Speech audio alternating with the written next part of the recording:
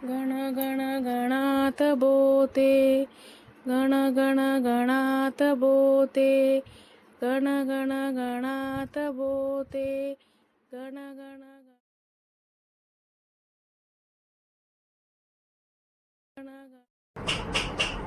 अनंत कोटी ब्रह्मांड नायक महाराजाधिराज योगीराज परब्रह्म सच्चिदानंद भक्त प्रतिपालक शेगाव निवासी समर्थ सद्गुरु श्री गजानन महाराज की जय। सर्व श्री भक्तांना माझा नमस्कार। तर एक नवीन अपडेट आपल्या चॅनलसाठी आलेला आहे, तर त्याबद्दल तुम्हाला सांगते। तर यूट्यूबने एक फार मोठं अपडेट, एक मोठं न्यू फीचर आपल्या चॅनलसाठी दिलेलं आहे आणि ते म्हणजे हाईप। तर हे हाईप काय आहे तर बघा, साईडला स्क्रीनवर तुम्हाला दिसतंय हाईप काय आहे। माझे जे आता नवीन व्हिडिओ आहे किंवा लाईव्ह व्हिडिओ आहेत तर त्या व्हिडिओमध्ये हा अपडेट आलेला आहे। तर व्हिडिओ लाईक केल्यानंतर हाईपचा ऑप्शन तुमच्यासमोर दिसतो, तिथे ब्लॅक कलरमध्ये एक हाईपचं बटन दिलेलं आहे।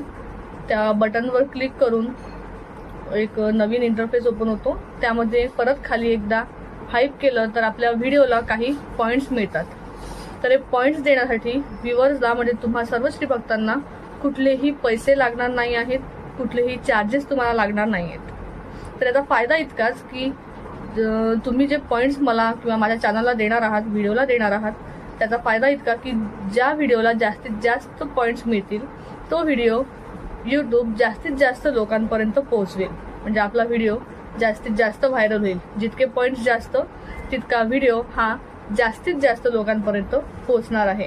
म्हणजे आता अर्थात यूट्यूब पण आपल्याला आपले अनुभव बाकी इतर भक्तांपर्यंत पोहोचवण्यास मदत करणार आहे।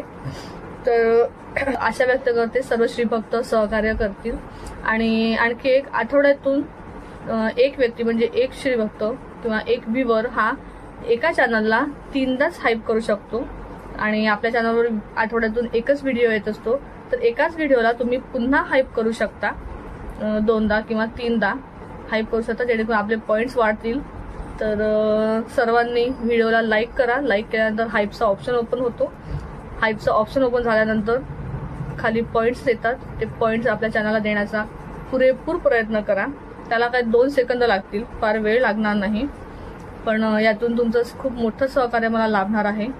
त्यामुळे सर्वांना हात जोडून विनंती आहे, माऊलींचे अनुभव जास्तीत जास्त लोकांपर्यंत पोहोचवण्यास मला सहकार्य करा। तुम्हाला जर यापैकी काही समजलं नसेल तर कमेंट करून नक्की विचारा, मी त्याचं उत्तर तुम्हाला देईन। तर असा हा हाईप ऑप्शन आपल्या चॅनलसाठी अपडेट झालेला आहे। यूट्यूबने आपल्याला खूप मोठी संधी दिलेली आहे। तुम्हा सर्व श्री भक्तांनी जर मला सहकार्य केले तर आपण या संधीचं सोनं करू शकतो। तुम्हाला कुठलेही पैसे लागणार नाही आहेत, त्यामुळे कृपया सर्व श्री भक्तांनी सहकार्य करावे। आपल्या या श्रींची प्रसिद्धी चॅनलवर श्री गजानन महाराजांचे भक्तांना येणारे अनुभव आपण नेहमी बघत असतो। तर सोबतच आपण श्री गजानन महाराज भक्तांची मांदियाळी तेही आपण बघत असतो। तर आज मी मांदियाळी घेऊन आले आहे, बघूया श्री गजानन महाराज भक्तांची मांदियाळी। आपले आजचे पुष्प आहे पार्वतीबाई कंवर। तर ही मांदियाळी म्हणजे काय आणि ही मांदियाळी आपल्याकडे कुठून येते तर दासभार्गवजी म्हणजेच दादाश्री यांच्या चरित्रकोश या पुस्तकातील या मांदियाळी आहेत। काही वर्षांपूर्वी त्याचे प्रकाशन झाले होते, पण नंतर काही दिवसांनी त्याचे प्रकाशन हे बंद झालेले आहेत।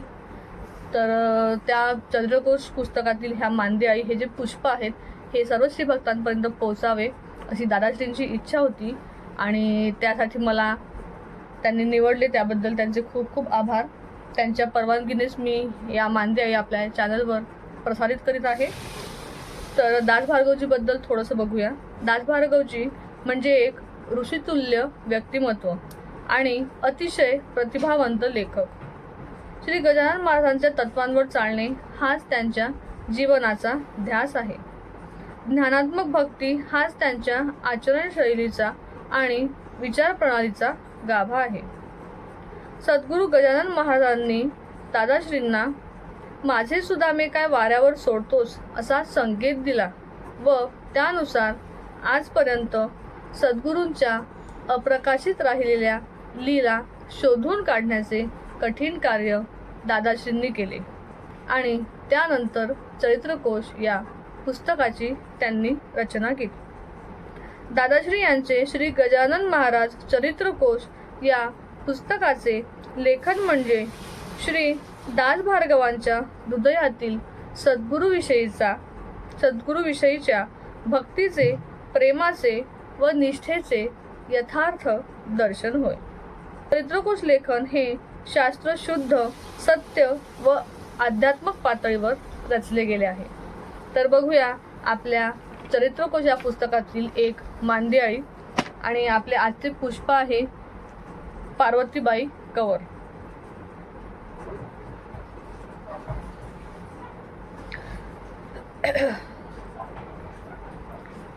डॉक्टर भाऊ कंवर आपल्या पत्नीला पार्वतीबाई यांना माहेरहून प्रथमच सासरी घेऊन आले. तर भाऊ कंवरांबद्दल तुम्हाला माहिती असेलच.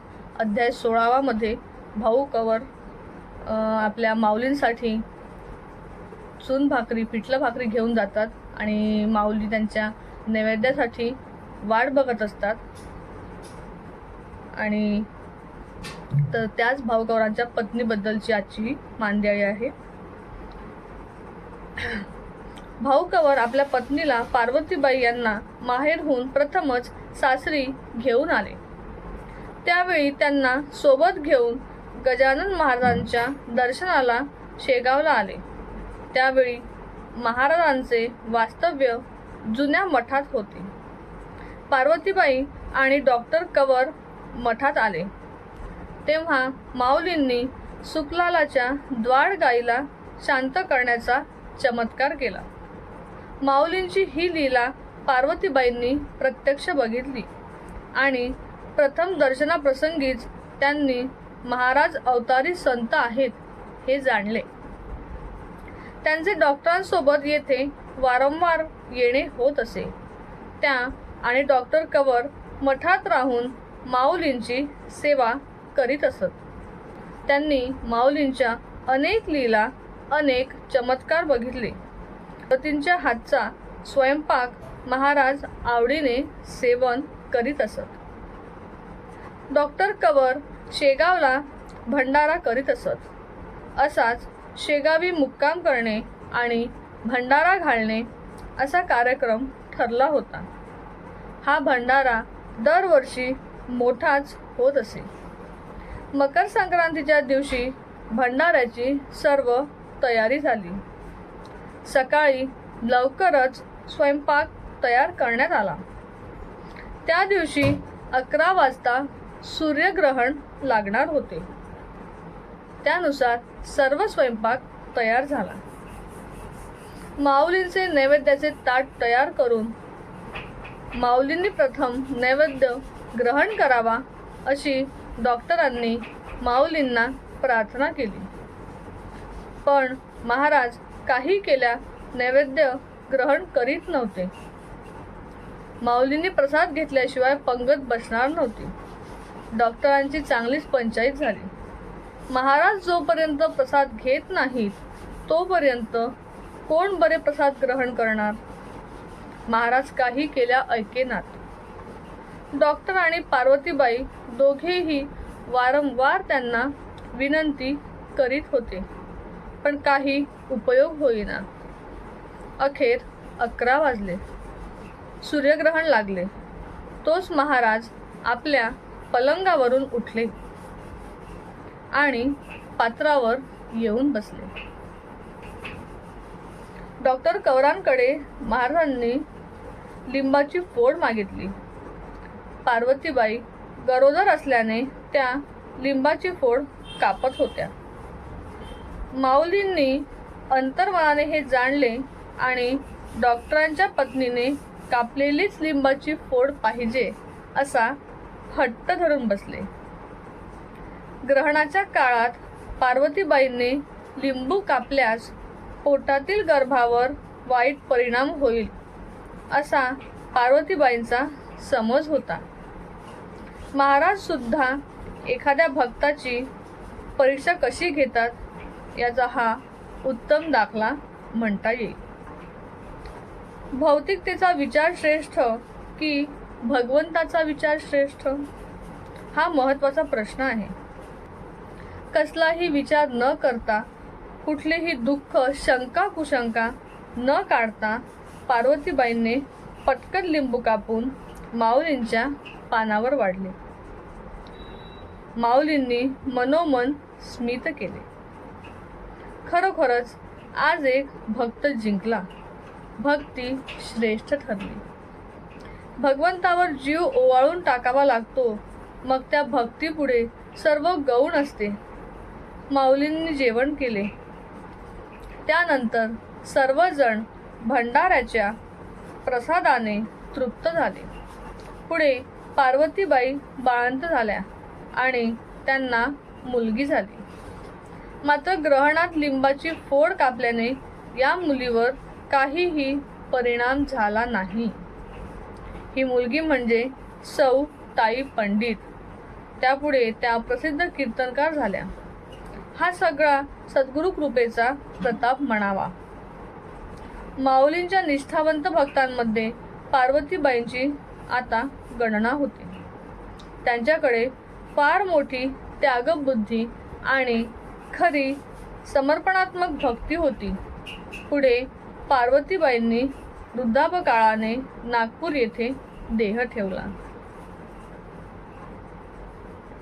तर बघा, आजचा हा अनुभवही म्हणता येईल. मांदियाळी तर आहेच, पण माऊलींचा भक्तांना येणारा अनुभव असंही आपण याला म्हणू शकतो. कारण खूप मोठा अनुभव पार्वतीबाईंना आला आणि त्यांनी खरोखर माऊलींवर जीव ओवाळून टाकला. त्यांनी आपल्या भक्तीवर जीव ओवाळून टाकला आणि त्याचेच हे परिणाम त्यांना बघायला मिळाले. तर खूप छान अशी मांदियाळी आणि अनुभव आपण आज बघितला. तुमच्याकडेही जर असे अनुभव असतील तर ते तुम्ही नक्की आमच्यापर्यंत पोहोचवू शकता. हे अनुभव माझ्यापर्यंत पोहोचवण्यासाठी खाली एक व्हॉट्सअप नंबर येतो आहे. त्या नंबरवर तुम्ही तुमचे अनुभव एका कागदावर लिहून त्याचे फोटो मला सेंड करू शकता. शक्य नसेलच तर ऑडिओ स्वरूपात तुम्ही तुमचे अनुभव रेकॉर्ड करून तेही मला व्हॉट्सअपला पाठवू शकता. तसेच तुम्हाला जर तुमचे नाव न सांगता तुमचा अनुभव इतर श्रीभक्तांपर्यंत पोहोचावा अशी इच्छा असेल तर तेही आपल्या या एकमेव चॅनलवर शक्य आहे. तुमचे कुठलेही नाव न सांगता फक्त एक श्रीभक्त म्हणून तुमचा अनुभव आम्ही इतर श्रीभक्तांपर्यंत पोहोचवू. त्यामुळे निसंकोचपणे तुमचा कुठलाही अनुभव असेल तर तो आमच्यापर्यंत नक्की पोहोचवा. तर काही श्रीभक्त पहिल्यांदा माझा हा अनुभव किंवा व्हिडिओ बघत असतील तर त्यांनी चॅनलला नक्की सबस्क्राईब करा, जेणेकरून पुढे येणारे असेच छान छान अनुभव तुम्हाला बघता येतील. सबस्क्राईब करून चॅनलचं बेल आयकॉन क्लिक करून ऑलला क्लिक करा, जेणेकरून सर्व व्हिडिओचे नोटिफिकेशन तुम्हाला मिळत जाईल. चॅनलला लाईक, शेअर आणि हाईप करायला विसरू नका. हाईपबद्दल तुम्हाला मी सुरुवातीला माहिती दिली आहे. तर आपल्या श्रींचे अनुभव जास्तीत जास्त श्रीभक्तापर्यंत पोहोचवण्यास मला सहकार्य करा. भेटूया पुन्हा एका नवीन अनुभवासोबत किंवा मांदियाळीसोबत. तोपर्यंत श्री गजानन, जय गजानन. गण गण गणात बोते, गण गण गणात बोते, गण गण गणात बोते, गण गण